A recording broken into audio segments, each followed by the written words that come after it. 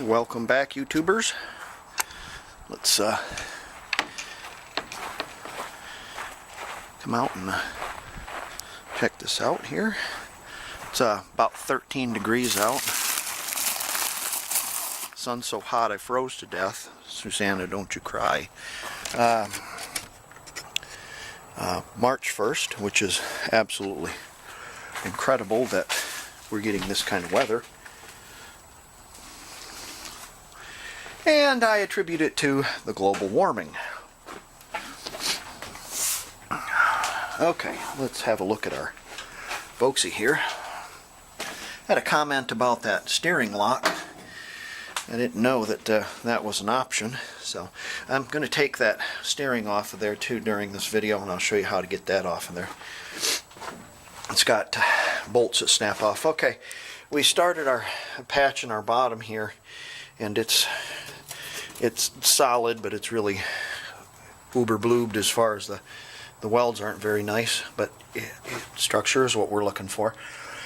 And I got into something a little more, and I have to make this work. So, you know, of course you have this, and that's to let the air in. I know you're not going to believe this, but that lets the air into the engine compartment.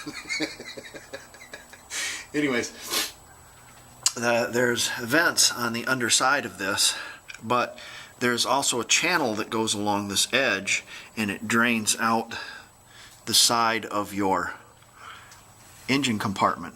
And you have a little rubber seal around there, of course, and you can see where it drains right here. There's that little channel, comes out here and it goes down that channel. But the problem is this. So we have this huge rust problem here, and I attribute that to the leaking back glass.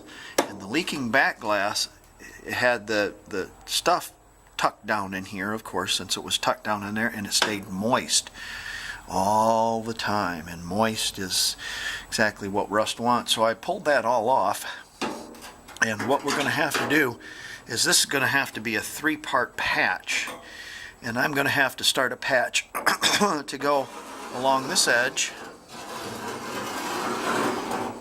and then to this piece of metal right here. And that way I can seal that up. I can tack that all up there and seal it, and that way when the water comes in, it'll flow out the holes that are supposed to be there, instead of flowing down here into your engine compartment. So we can't have it flowing down here in the engine compartment. So there's going to be a patch here, and then I'm going to have a structure patch here, that's going to have to just, you know, be a piece of steel going across to structure up this. Then I'm going to have another patch, and I've got that one cut already from my piece, and it's going to go right there. I know it's not going to have the little piece that tucks the headliner. I don't care. It's okay. I'll just glue it in there. Nobody will ever know. This is stuff that won't be seen. So, but the structure will be there. But if I just do this, the water is going to come out here, and it's going to flow down into the engine, and you don't want that, because the water flowing down into the engine will create a lot of steam and such like that, and your air that's going to, you know, defrost your car will be steam, and it'll steam the car up inside. So you want a relatively dry engine bay is what you want. So the air that's coming in is relatively, you know, free of any water. So I'm going to have to make 3 parts of that, and what I will do is once I get this patch on there, I will seal it all up with brown 25. So there you go. 5 years ago, a team of scientists working at Uranus discovered a unique polyester. It had the rare combination of properties which would make it suitable for reaming, sheeting, molding, and cutting. It could be used as insulation, lubricant,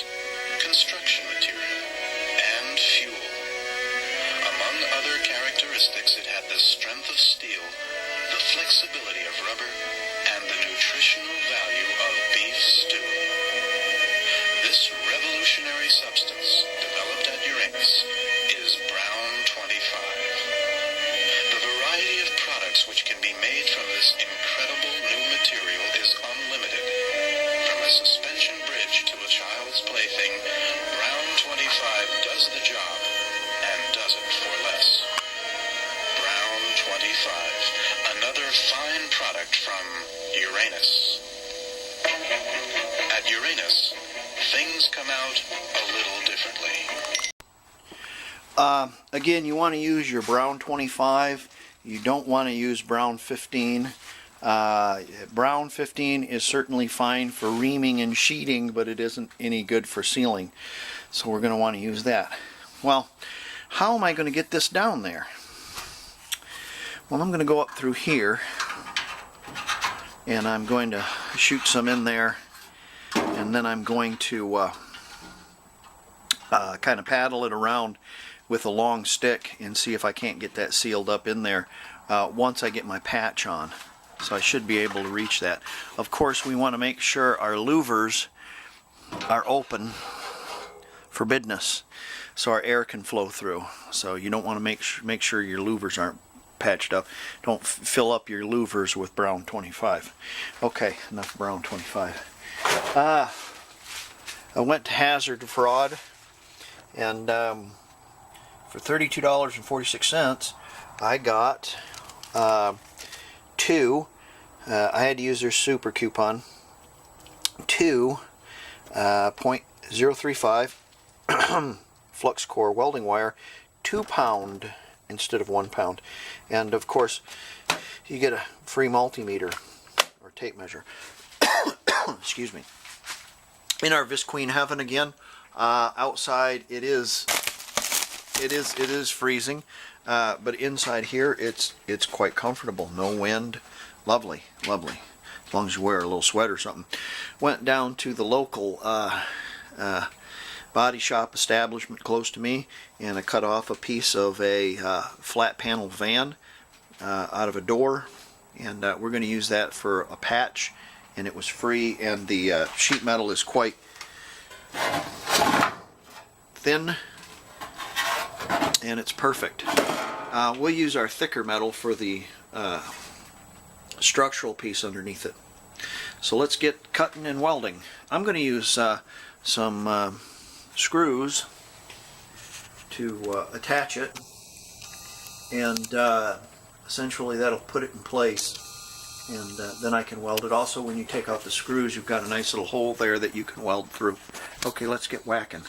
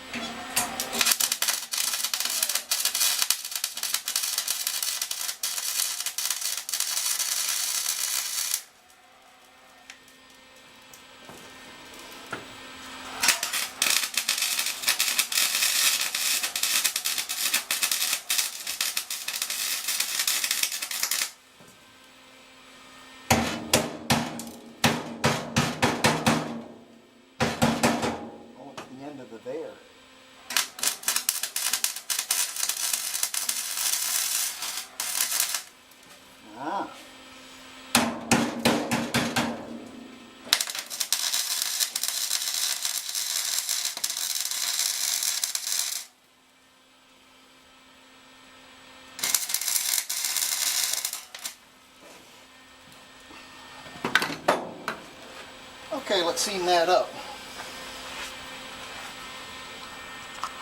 Starting to get dangerous levels of chooch in here, so I have a little corner piece there that's not attached, and I rolled it up on the section that goes across here to open that up a little bit. And I put our fan on. It's taken every drop of heat out of here. Now it's really cold, but the chooch is gone. So I didn't seam it, I just tacked it, and I put a bunch of plug welds into that other piece, but that should be plenty fine, plenty enough. And you know, now it's solid, you know, structure. Okay, so we're going to cut another piece. It's going to go across here, and it's going to connect down to this rain channel. So this rain channel here, it has some structure, and then the car doesn't fold in half. Okay. Okay, our second patch is going to go along here. I put it on the outside of this one, but the inside of the water trough. That way I don't have to do plug welds. So let's get that welded up. Well, there's our patch, and I put a little enamel on it, and I'm going to grind that enamel in.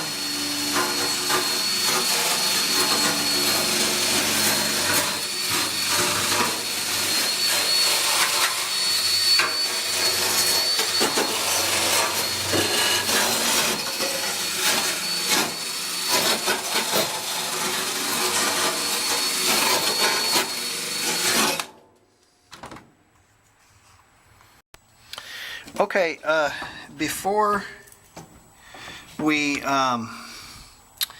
put our final panel on, and this is the panel that's going to go there, and we have this all with a bunch of tack welds in it and such like that, but it's got a lot of voids in it. So what we're going to do is we're going to use our seam sealer, and we're going to seam seal that all up.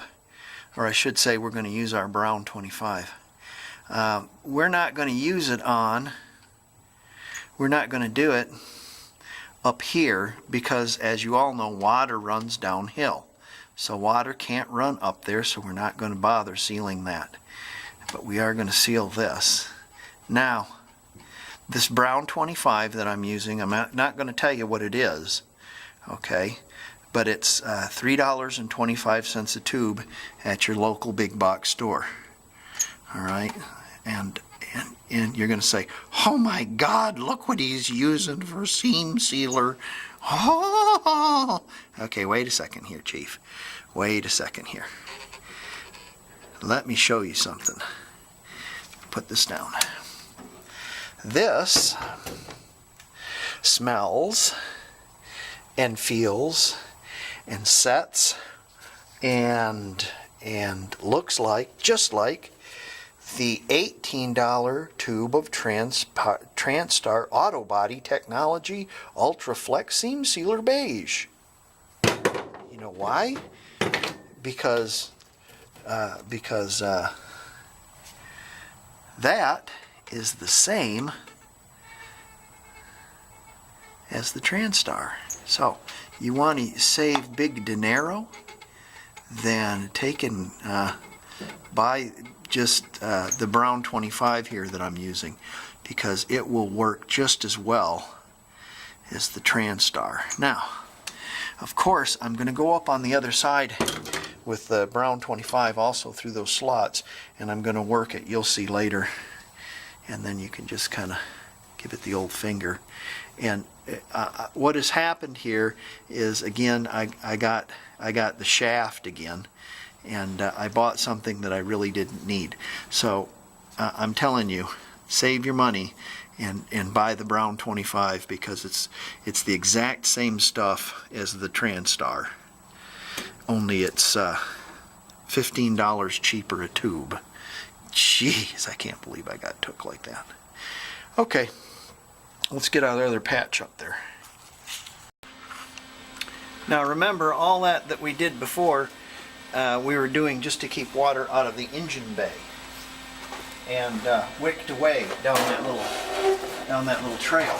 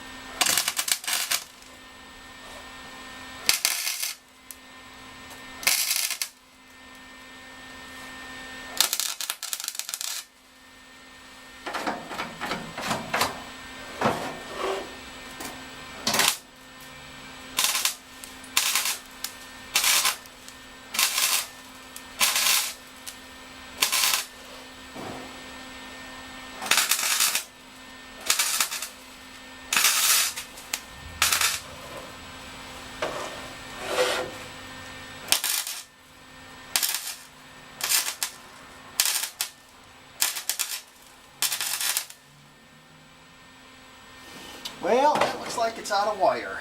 I figured it happened. Okay, well, I'll have to feed the hog some more wire. But understand what we're doing here. Now this portion here is going to seal out the elements from outside.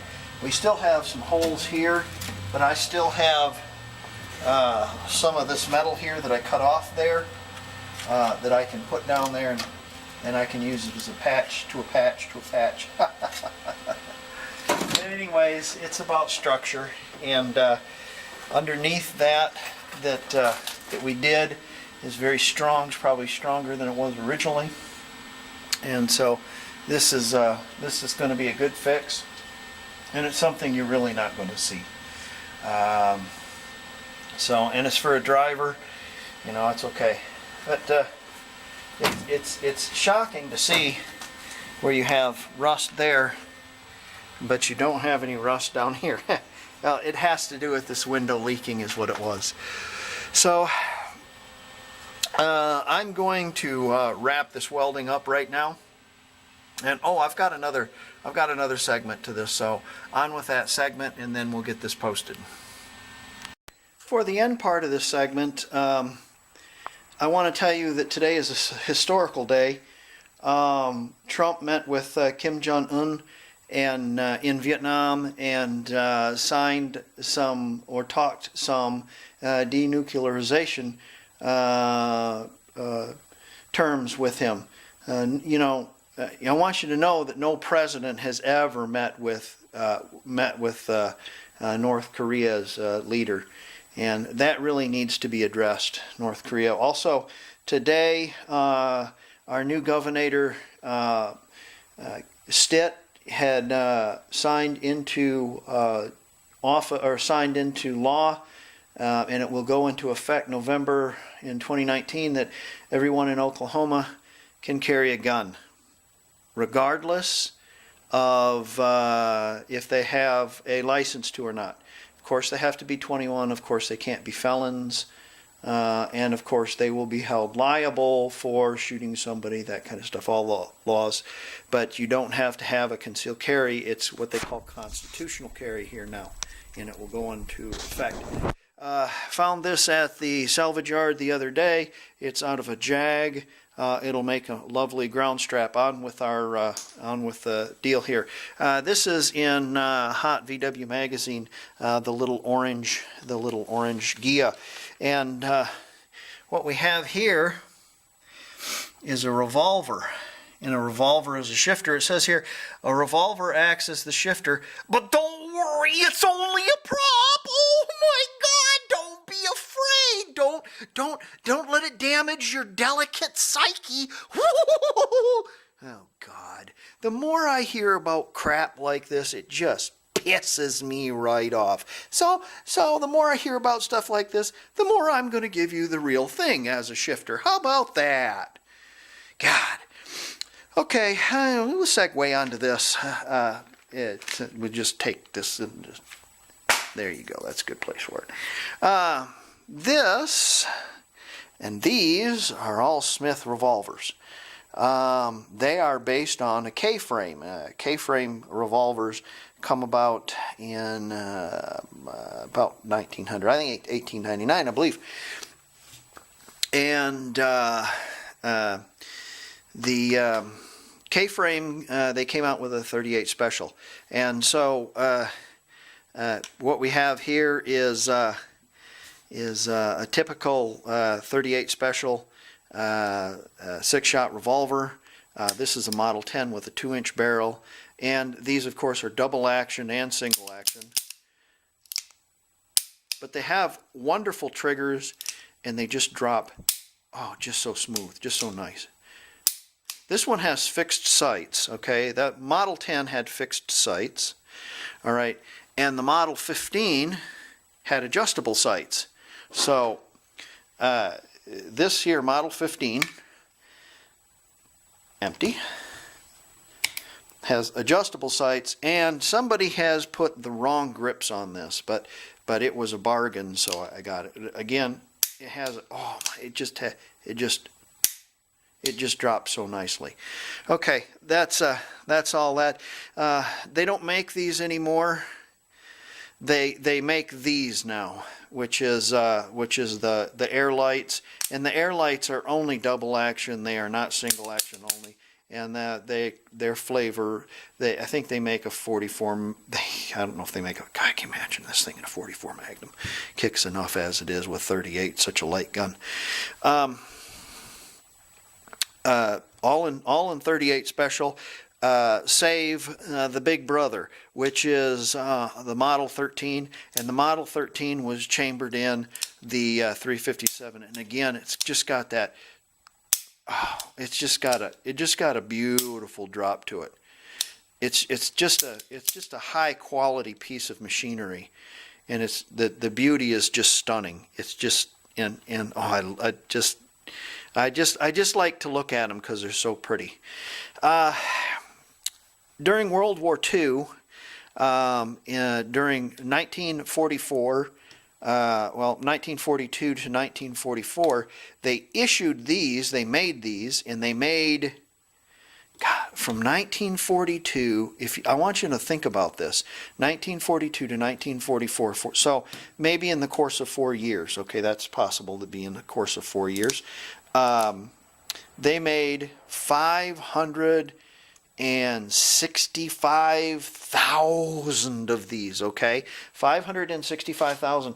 And 565,000 of these, or 570 actually, all but 39,999, one short of 40,000, went to Lend-Lease, and they were chambered in 38 Webley. This is one of the 39,999, and that may sound like a lot of guns, but do you have one that's chambered in 38 special? Now, do you think these have wonderful triggers? Jeez, this is just, oh, it's like butter. It's, oh my goodness. Oh, stop it, I'm gonna. Ooh. Anyways, okay, this has the V for victory. It has the lanyard, and the flyers use these. Okay, so if you were a pilot like George Bush Sr., and you crashed your whatever it was, your Avenger, I think he was flying, into the sea, and the submarine came and picked you up. As a deal of gratitude, you could give the lieutenant on the submarine your Model 10. And if you're a lieutenant on the submarine and have this Model 10, you can tell the story to your grandchildren, and eventually George Bush becomes president, and then you can give it back to him in a ceremony. And yes, it happened. You can see it online. Gorgeous, huh? Isn't that beautiful? Okay, so that's some history of those Model 10s. Those are all blue. The World War II model only come in Parkerized. They got phased out they started getting phased out in about 1990. And I think completely phased out by 95. I think the Navy was still using them up until 95. The police were, the MPs. And they're phased out by the Beretta. And as a little bit of trivia, Oswald had one of these on him when he was picked up for shooting Kennedy, or shooting at Kennedy, I should say. And it was a Webley model that had been converted back to 38 Special. So he had an original Lend-Lease one, but it was converted back to 38 Special. Cool thing about all these guns is they're double action and single action. That is to say, you can pull the hammer back like a cowboy pistol, aim really carefully and drop the trigger, or you can squeeze it. And revolvers, what I like about revolvers is they never jam. They don't ever jam. There's one other gun I would have I would carry on me if that never jammed, and it's the Russian Makarov. This is, leave it to the Russians to invent something like this. Actually, they didn't. I think this is they stole Walther's design, I believe, and this is a double and single action, no magazine, and I already checked, make sure it was empty, but it has a double action and it has single action.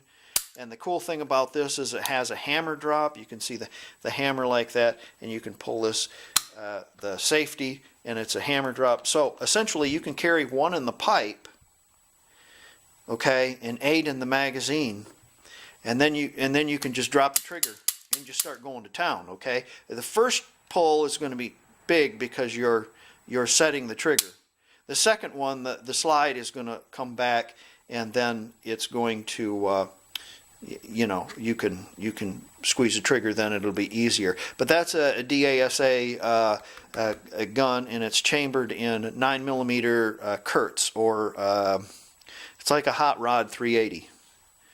So that's a very, these never fail. And the reason why they never fail is because the person who designed them, if they failed, well, he would have went to the gulag. See, so anyways, about that book and about having a shifter up there like that, what really frustrates me about it is being a NRA rifle, pistol, shotgun instructor.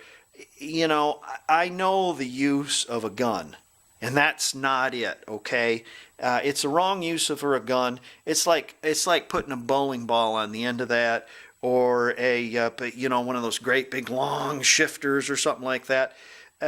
It's going to wear on the linkage or the trans or the bushings or something like that if it's not in this car, whatever. Having a gun like that on there is unsafe in a panic situation because it's not a nice little knob. Okay, there's a reason why there's a nice little knob on there, is because Volkswagen designed it that way. So in a panic situation, you could hook it into another gear. Also, fake guns get people shot. And if you don't believe me take that fake gun and stick it in a glove box, and then when you get pulled over by the cops, go and rifle through your glove box for it, see what happens. Anyways, yeah, that's my pet peeve, is people that do stupid shit like that with guns. Anyways, alright, I hope you enjoyed the Model 10s. I'm going to get this out on the net. I'm sure to not get any advertising now because, oh my God, I showed you guns.